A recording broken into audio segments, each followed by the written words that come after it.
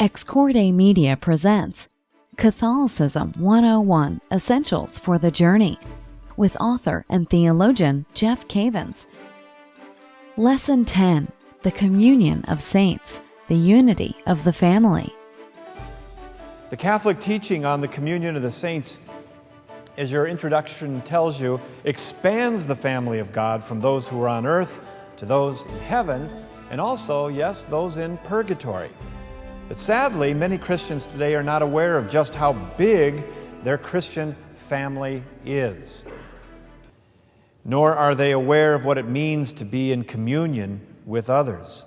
And oftentimes many Protestants, well-intended believers, do not accept the marvelous doctrine that we hold, which is intended to actually draw all the faithful together into unity.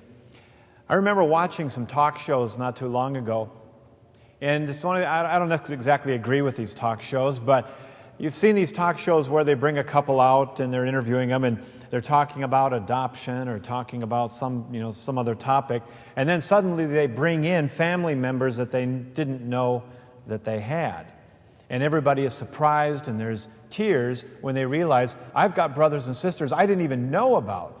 And you can imagine what the next 3 weeks or next couple of months are like, being reacquainted with those family members that they didn't know that they had. That's kind of what this lesson's intended to do, is to introduce you to family members that maybe you didn't know that you had, or to let you know that you just might have a wonderful relationship with those loved ones that have gone on before you, who are praying for you and interceding for you. In your notes, I made the note that heaven and earth meet in communion. According to the Catechism, when we speak of the church, we are speaking of 3 states of the church. You have family here on earth, brothers and sisters in Christ. You can see them, you can touch them, you can talk to them, you can give them instant messages, and so forth. There's a lot of communication. In fact, the communication that's going on between you and your friends at work right now, 100 years ago, if you would have told people that you could communicate to people that you can't see, they would have laughed at you.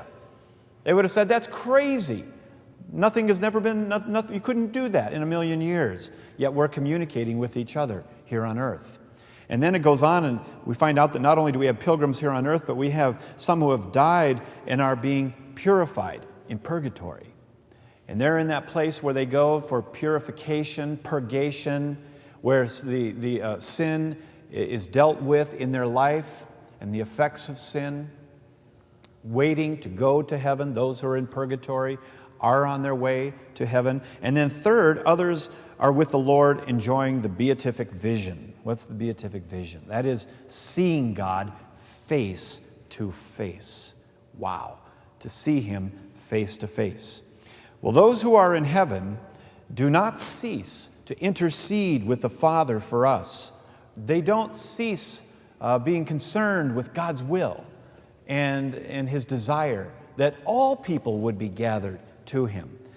Can you imagine those in heaven getting there and saying, well, my work is done. Ask someone else to do it from here. I'm just going to sit back and I'm going to relax for eternity. No, heaven isn't sitting back and relaxing for eternity. Heaven is being busy with the Father's kingdom for eternity. And as long as we're on earth, at least I should say this, as long as I'm on earth, I know they got work to do. They have a lot of work to do as long as I'm on earth.